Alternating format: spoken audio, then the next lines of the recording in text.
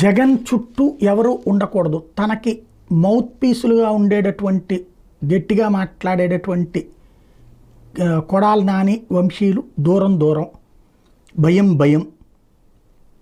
తర్వాత సెలబ్రిటీలు అయినటువంటి ఫేసులు పోసాని ఆలి దూరం, పోసాని కృష్ణమురళి దూరం, ఇప్పుడు పృథ్వీరాజ్ అంతకుముందు దూరం అయిపోయారు. అది ఒకటి.